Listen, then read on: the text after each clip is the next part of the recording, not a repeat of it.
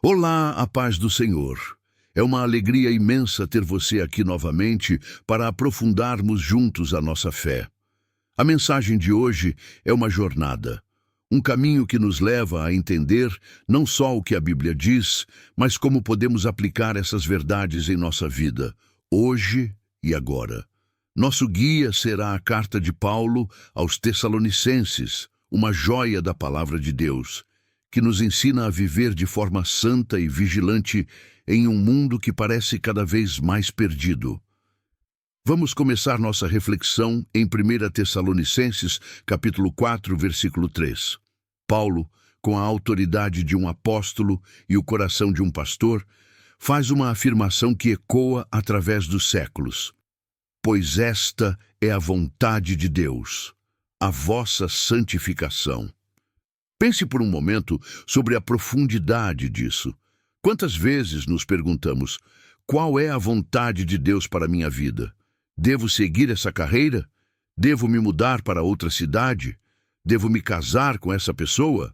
Todas essas são perguntas válidas, mas a resposta principal de Deus é uma só. Minha vontade é que você seja santo. A santificação não é um pedido, mas um mandamento. Não é uma opção, mas o propósito central do nosso chamado. Santificação significa ser separado. Separado do pecado para pertencer inteiramente a Deus. É um processo contínuo, uma caminhada que começa no momento em que entregamos nossa vida a Cristo e segue até o dia em que o encontraremos face a face. Paulo, em sua sabedoria, sabia que essa santidade precisava ser vivida em áreas muito práticas. Ele aponta para a imoralidade sexual. A cultura de Tessalônica, como a nossa hoje, era marcada pela permissividade. A imoralidade era comum e até esperada. Mas o Evangelho nos chama para um padrão mais elevado. Santidade, neste contexto, não se trata apenas de evitar atos pecaminosos, mas de purificar a fonte, o nosso coração. Jesus nos ensinou que o adultério pode começar com um olhar, um pensamento. A luta pela pureza, portanto, é uma batalha travada na mente. Rejeitar a imoralidade é uma demonstração de que somos governados por um Rei celestial, e não pelas paixões desenfreadas do mundo. O apóstolo continua, nos versículos 4 e 5, falando sobre a importância de controlar o nosso corpo em santidade e honra. Isso nos fala sobre disciplina e domínio próprio. O corpo para o cristão não é um mero instrumento de prazer, mas o templo do Espírito Santo. Nossas ações, desejos e até nossa forma de pensar devem glorificar a Deus. Isso é um fruto do Espírito. Não é algo que conseguimos fazer por nós mesmos, mas algo que Deus opera em nós à medida que nos submetemos a Ele. É um contraste gritante com o mundo que nos cerca, que vive dominado por desejos e paixões. Nossa vida deve ser um farol, mostrando que há um caminho diferente e melhor. E a santificação, como Paulo explica no versículo 6, vai além da vida pessoal. Ela é relacional. Ninguém prejudique seu irmão, nem dele se aproveite. A santidade exige justiça e integridade em nossas interações. Não podemos afirmar que somos santos se exploramos, enganamos ou tiramos vantagem de nosso próximo. Deus não é indiferente à injustiça. Ele é o vingador dessas coisas. Essa é uma verdade poderosa que nos lembra que nossa fé não é apenas vertical, Deus e eu, mas também horizontal, eu e o meu próximo. A santidade que Deus busca em nós é uma santidade que se manifesta em amor, respeito e justiça para com todos. Paulo encerra essa sessão de maneira enfática no versículo 7, pois Deus não nos chamou para a impureza, mas para a santidade. E ele adiciona no versículo 8 uma advertência solene. Portanto, aquele que rejeita essas coisas não está rejeitando o homem, mas a Deus que lhes dá o seu Espírito Santo. A santificação não é um ideal religioso, é a essência do nosso chamado. É o próprio propósito pelo qual o Espírito Santo foi derramado em nós. Rejeitá-la é rejeitar o autor do nosso chamado. É um lembrete sério de que a nossa resposta à graça de Deus deve ser uma vida que busca, de todo o coração, a pureza. A partir do versículo 9, a mensagem de Paulo muda sutilmente de foco, mas aprofunda o mesmo tema, a vida em comunidade. Ele fala do amor fraternal. Paulo reconhece que os tessalonicenses já demonstravam esse amor, mas os desafia a crescer cada vez mais. Isso nos ensina uma lição vital. Nunca chegamos ao ponto de amar o suficiente.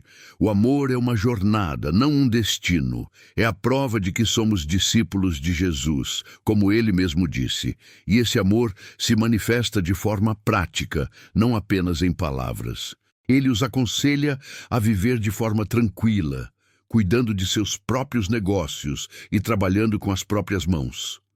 Essa orientação pode parecer simples, mas é uma exortação profunda. A vida de um cristão deve ser marcada pela serenidade e pela responsabilidade. Paulo estava combatendo a ociosidade e o intrometimento na vida alheia, problemas que podem surgir quando a esperança da volta de Cristo é mal compreendida. Ele nos mostra que a esperança não deve nos levar à passividade, mas à diligência e ao trabalho honesto. Nossa vida, nosso trabalho e nossa postura tranquila devem ser um testemunho para aqueles que não conhecem a Cristo. A partir do versículo 13, Paulo aborda um tema que era motivo de grande tristeza para os tessalonicenses: a morte. Eles se perguntavam o que aconteceria com os irmãos que haviam morrido antes da volta de Jesus. O apóstolo, então, lhes oferece uma das passagens mais consoladoras da Bíblia, nos exortando a não nos entristecermos como os que não têm esperança. Para o cristão, a morte não é o fim, mas um sono, uma espera no Senhor. A promessa é gloriosa. Deus trará de volta com ele aqueles que morreram em Cristo. Essa não é uma esperança vaga, mas uma certeza fundamentada na ressurreição de Jesus. Se Jesus, que morreu, ressuscitou, então a nossa esperança tem um fundamento sólido. O que era motivo de luto se torna uma promessa de reencontro. Então, Paulo nos revela um mistério, um evento conhecido por muitos como o arrebatamento. Ele descreve uma cena de glória. O próprio Senhor descerá do céu com um brado de comando, a voz de um arcanjo e o som da trombeta de Deus.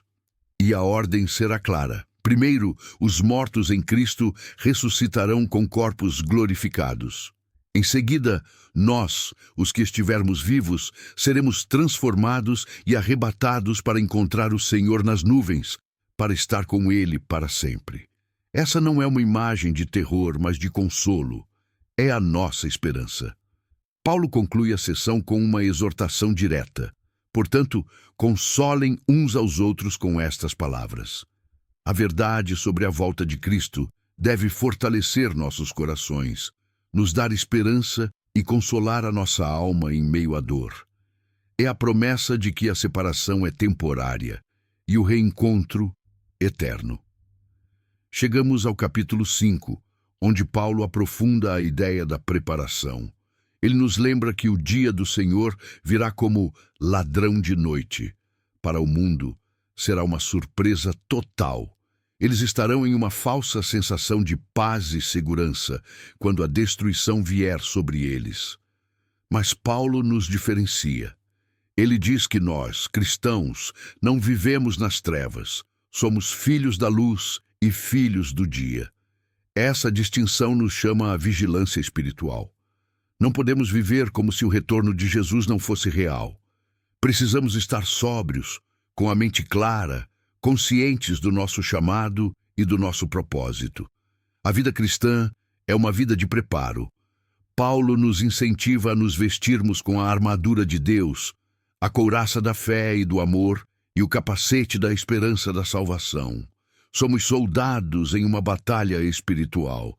A fé protege nosso coração, o amor nos une e a esperança da salvação protege nossa mente das dúvidas e do desespero.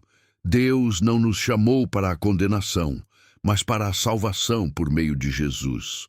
A partir do versículo 11, Paulo nos dá uma série de conselhos práticos para a vida em comunidade, que são o resultado natural de uma vida santificada e vigilante. Ele nos exorta a animar uns aos outros e edificar uns aos outros. Nossa fé não é isolada, é vivida em comunidade. Ele também nos orienta sobre como nos relacionar com os outros. Precisamos respeitar os líderes que trabalham arduamente por nós. Precisamos viver em paz uns com os outros. E de forma muito prática, ele nos dá instruções para lidar com diferentes tipos de pessoas. Admoestar os desordeiros, aqueles que não seguem as instruções. Consolar os desanimados, que estão sobrecarregados pela vida. Amparar os fracos, aqueles que têm dificuldade em permanecer firmes na fé e ser paciente com todos. E, acima de tudo, ele nos lembra de não retribuir o mal com o mal, mas de sempre buscar o bem. Nos versículos 16 a 18, Paulo nos entrega uma das passagens mais conhecidas e desafiadoras da Bíblia.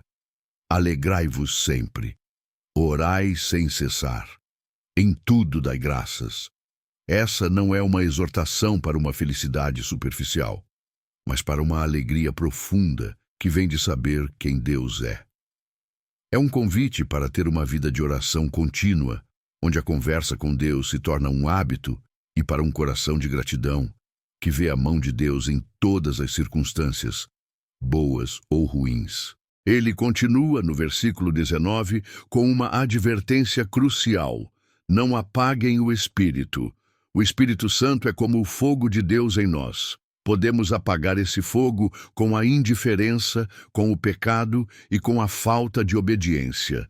Precisamos cultivar o nosso relacionamento com Ele. E, ao mesmo tempo, Ele nos diz para não desprezar as profecias, mas para examinar tudo e reter o que é bom. Isso é um chamado ao discernimento. Não podemos ser ingênuos, aceitando tudo o que é dito, mas também não devemos ser céticos, rejeitando a voz do Espírito Santo. O equilíbrio está em submeter tudo à palavra de Deus. A carta de Paulo culmina em uma oração final, que é ao mesmo tempo um pedido e uma promessa. Ele ora: que o próprio Deus de paz os santifique inteiramente, que todo o espírito, alma e corpo de vocês sejam preservados irrepreensíveis na vinda do nosso Senhor Jesus Cristo. Essa oração é um resumo de tudo o que ele ensinou. Santidade completa, que atinge cada parte do nosso ser, e a certeza de que Deus é fiel e completará a obra em nós. Ele é quem nos chamou, e Ele é quem nos manterá até o fim.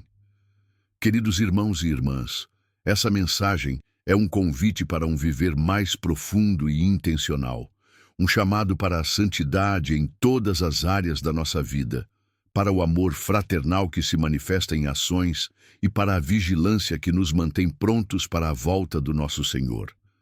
A esperança não é algo passivo, mas uma força que nos motiva a viver de forma diferente. Não sabemos o dia ou a hora, mas a promessa de Jesus é fiel. Ele voltará. A grande questão é: estaremos prontos? Agora, como prometi, vamos unir nossos corações em oração. Senhor Deus, te agradecemos por esta palavra poderosa e transformadora. Pedimos, Pai, que o Senhor nos ajude a viver em santidade, a controlar nossos pensamentos e atitudes, a amar mais o nosso próximo e a viver em paz com todos. Senhor, fortalece nossa fé para que permaneçamos firmes mesmo diante das lutas e tentações. Ajuda-nos a vigiar e a estar preparados para a volta de Jesus.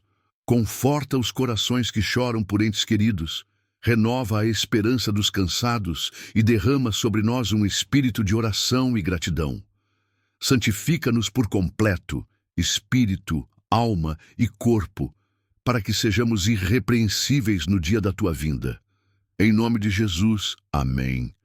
Se essa mensagem tocou seu coração, escreva aqui nos comentários a palavra Maranata, declarando a sua esperança na volta do Senhor. Deixe seu like, compartilhe este vídeo com alguém que precisa ouvir essa palavra e se inscreva no canal para não perder os próximos conteúdos. Deus te abençoe poderosamente e até o próximo vídeo.